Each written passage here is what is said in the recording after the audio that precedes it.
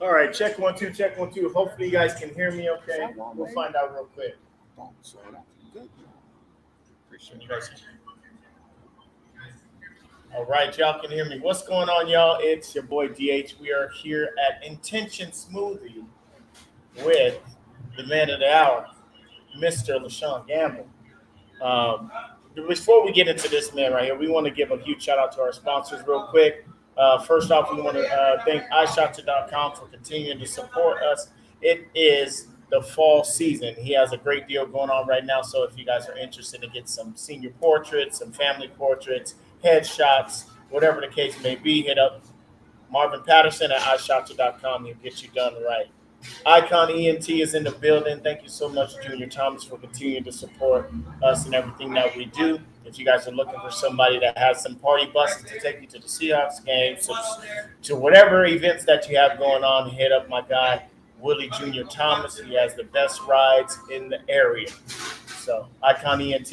Watch out October 22nd for the all-black party. I'll be there doing some interviews and hanging out with everybody down at the all-black party.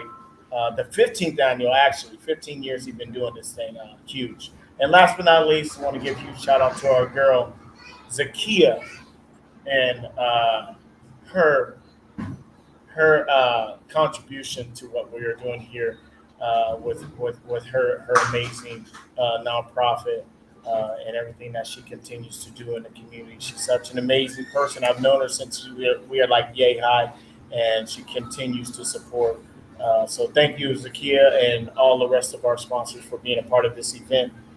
So without further ado, as y'all can see, you look behind us, these are paintings that were done by this young man right here. We're going to get into a little bit about that. How you doing today, man? Hey, I'm doing well, brother. I appreciate you for asking. Happy to be here. I appreciate Marquita Evans for allowing us to be here at Intentions Juice Bar. Yeah. So to come through. We'll be here till 7-ish, maybe a little later. But yeah, man, I'm excited for the day. Yeah, absolutely.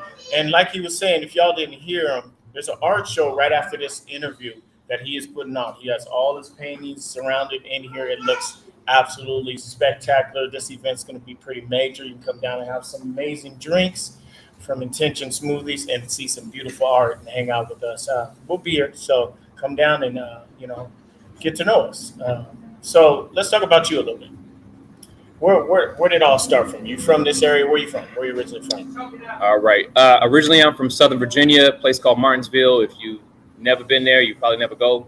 It's literally it's like that. It's the toilet on the way to your main video.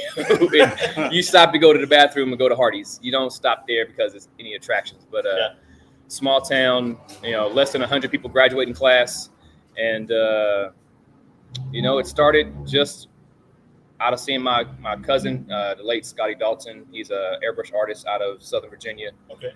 And kind of just lost his path before he really had a chance to really blow up. Mm-hmm. And I always made this promise that if I ever got the opportunity, got half the opportunities that he had, that I would never let one of them sit on the table. And so here we are now, man. Really only 6 years into this art thing. Right. But it's pretty incredible. Yeah, and we met at this event. It was Dope Culture Neo SoulFest. And I heard about you. Shout out to Devonna Roy. She actually peeped me to what you were all about. I was like, I didn't really know anything about him. And she said, go check him out. Yeah, she's dope. And I went and checked you out, and I was like very impressed by some of the art that you had already shown everyone before I actually met you. And then when I got to the event, I was painting this young lady, and I was just like in awe of the painting. That painting's actually on the wall right now. If I could flip so you guys can see it, I would. But we'll show you guys a little bit later about that painting. But is that a panther biting her on the painting? I've been trying to figure it out. It's a headdress. It's a wolf. It's a headdress. It's a good painting, though. Yeah, it's a headdress. Colorful. Yeah, glows in the dark. It's got really? Cannabis in it. Yeah, it glows in the dark, glows in black light. Got a lot of subtext and hidden elements to it, which I like to bury stuff into my art just to get people to really to pull people into, because it's not just what you see on the surface. It's kind of like me, you gotta get in there and see, what's going on in this part. So for sure. It's a lot going on in that painting. You know what's so dope about that statement? Because most painting, just like music, poetry, is so subjective. Yeah. So for you to like to bury so much into your art, it kind of forces somebody to not just look at it from the outside, from the first glance. Yeah. Like they got to actually stop and think and figure out what's going on. I think that's dope. Yeah, I mean, the opportunity. I mean, you just asked, like, what's going on with the headdress? Like, so it comes from a desire to connect the elementals, because I think us as human beings, we've become so far removed from the natural that we actually try to find these paths to escape, like, oh, going on a hike once a weekend just to get out in the nature. But we are a part of the elemental environment, and unfortunately, we've been shown, that one, you don't see a lot of us, like melanated folks, going out camping, hiking, or at least that's the perspective that's given. Absolutely. And that's not the reality. And so what I want to do is connect to my Aboriginal culture, Indigenous American, and also connect all of those elemental aspects as well. That's really cool. I think one of the things that I that kind of drew me a little bit more towards you as your explanations of your paintings.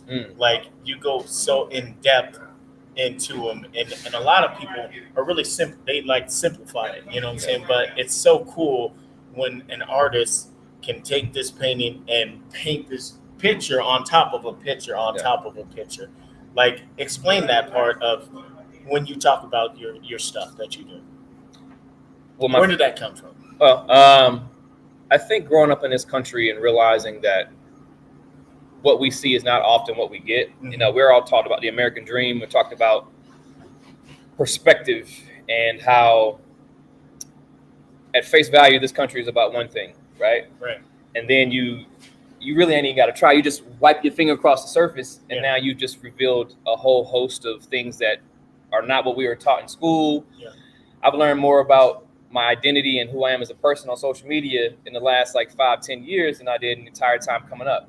And so one of the philosophies I have is that, take the time to really explore things and see what's out there, see who people are, not just what you see on surface value. And so with my art, I take that same approach where it's just, I'm finding elements of who I am in relationship to both myself, the environment, and the people around me. And depending on how or what I'm perceiving, the painting might capture so many different components of me, like the one here, right? That one right there. Well, this one right here is a whole different part of me. But just accessing like the divine masculine and feminine elements that we all have versus this idea that men can only be masculine and women can only be feminine. And then we end up cutting ourselves short in the ways in which we can relate to this environment and this reality that we're in. So I always want to bury some things, but only so superficially that it gives people a little bit of enjoyment to go and figure out what it is that I'm painting and why I'm painting it. Interesting. So, anything? No, I think that was good. I actually like the answer. I'm glad you like it. It's the real as I can be. Well, I don't want to give off too much. I'm a talker, and it's just everything you said came in like evolving, so to speak. Yeah. A lot of people say things like I'm leveling up, but by pure definition, when you evolve, you're not leveling up anything. It's more that you're layering. Because anything you went through, whether it's bad or good or what type of experience, we learn from that. So we're layering on top of that and layering on top of that. Now, the best of us know how to get rid of the bull crap in the bag and then leave it where it was, but it's layering up. And that's how I look at just that one that you explained. It's like there's layers to it. Yeah. It makes you think. It makes you really step back and reflect. And mind you, people that know me, I'm not a big art guy, okay? But I like what I like. When he came in, I pointed at one just a second before we started. I said, "Is that Wale?" Yeah. That's a dope picture. He said, "Wale." Hey, and it's labeled for the culture, man, because there's so many elements of the culture that are seen as negative, confrontational, often hypocritical. But with that painting, man, it's kind of just like, it's really perspective driven. Like what you see in it and what I see in it might be totally different, because where I'm coming from with it, when I see it, it's like, it's challenging the culture. Mm-hmm. It's like in critique, like I'm seeing nonsensical nonsense. Or if you're looking at it from a perspective of like, just this kind of the swag we got when it comes to just being who we are, like the painting really is a testament for perspective, because 100 people gonna see that thing 100 different ways. That's true. But the title is for the culture, and even in that phrase, you get to determine how you perceive the art in relationship to that. That's great. Yeah, and that's sidebar, I feel a little weird because for those of you who is watching, both of these guys got their chest out. I'm sitting here. Look, Ain't nobody got no chest out, man. both of you do. Y'all got the we big just- boy on it's the just side. wearing It's a V-neck, man. Button up, I'm trying to be a part of the sexy. I'm trying to wear white because I'm black. And I want to show up in the picture. That's all. No, it's dope. The pictures Keep are it dope. 100. I actually like the way you actually explain your stuff. So, real quick, I gotta say something about some things that was going on with me a couple weeks ago. You know, it's kind of in a dark place, and there was a few people that reached out to me. You was one of them, and I appreciate you for just, you know, we don't really know each other than that one time meeting, but for you to take the initiative and just say, hey, brother, I'm here. If you need somebody to talk to, if you need somebody to deal with, where did you get that emotional side where you knew you need to stand up for another brother that's kind of going through some hard times, some dark days? Where's that come from? You know, honestly, man, I made this promise to myself years ago as a child, actually, that when I got the opportunity to be the kind of man that I needed in my life, who wasn't present at the time or who was inconsistent, because I had wonderful examples of what it is to be a good black man, right? Just a good man in general, but a really good black man. You know, my great uncle Lonnie. You know, I had my uncle Corey at the time. You know, I had a few people who really just like showed me what it was to be a good man. Okay. And even though they weren't like my primary support system, I was able to plant those seeds. And so when I got to the point when I was like, one day I'm going to be the kind of man that shows up for the people around me, even if I don't know them, especially if I don't know them, because that's where the true heart is. You know, you can always, it's easy to show up for the folks in your life, you know, relatively speaking. But to say, you know what, I see you as a man, I see you as a brother, and really want to build that community. I mean, that's just, I think that's just a desire to see myself reflected in the community that I want to live in. And so, and then one day you might return the favor. I might be going through it, and then the same thing might happen. And it's not because I don't do it because I want something in return. Yeah. I do it because that cultivates the kind of reality and environment that I want to be a part of. Right. Because I can't complain about there being no support for black men, there being no environments where we go and take care of each other, and then not cultivate it when I have the opportunity. So yeah, because we do see that a lot, especially even in our own towns where you know, black men that just would rather not be a part of one another's lives, you know, not support one another. We see it all the time where you got an event going on, and then nobody really wants to show up, but they want to say, "Oh, I'll be there," and give you all the props about everything that you're doing, but not actually put forth the effort to support you, to financially, you know, be a part of what you have going on. And then they want you to do it for them when they have an event going on. And so, you know, absolutely, I'm all about trying to support each and every person any way that I possibly can. Obviously, you know, we're not all made of money. We can't always, you know, fork out hundreds of dollars or whatnot, but we can at least show up and say, you know, I'm representing, I'm going to be here for you, and I'm going to post it, I'm going to share it, you know, so that people know exactly what's going on in our community and what you're doing and what I'm doing, you know what I'm saying? At the same time, you know, support one another. That's exactly what we're doing right now. yes, you know what I'm saying? So tell them about what they're going to, what's going on tonight, man, what they should expect from you tonight. well, tonight we all about shenanigans. Well, that's the theme, but the purpose is to actually come in, build community is always going to be the first purpose. My goal with this event is to go towards raising funds for a space, a brick and mortar space where I can do youth programming, where I can host paint parties to raise funds for my youth programming, because everything that I do is grassroots. I never rely on anything other than my military disabilities. What I started this with, it's what I will utilize in conjunction with the art that I sell and the events that I host. But I would like to have a brick and mortar space that can be supported by community, everything from a place for children to come after school. So somewhere preferably locally in Tacoma, downtown Tacoma, they can come and create. They can come paint, or adults can come and paint, decompress a little bit. But the goal is just to raise these funds so that I can get a space for community. And we're going to have food. There's going to be adult beverages, so 21 and up for those beverages. The setup outside is looking dope. We got the food coming in a minute. And it's really just all about bringing folks together. Selling a little bit of art is definitely the goal as far as like ticking things off. But really, my drive is to build community. Absolutely. How important are children to you? Man, you just talking about that. Man, you just saw the little baby over here, man. Come on, man. Like, I want to, hey, you know, I grew up in a space where I wasn't shown how to be a father. So every day I work on being a decent man. Yeah. You know, I'm not a religious guy, but I've read the Bible frontwards and backwards. And one of the things that always stood out to me was it's very difficult to be a good man, because good is a very high, it's a high level to try to achieve. And I think because we use the word good so loosely and freely, that it just seems very typical. But good is one of the highest compliments you can pay somebody. And so for me, like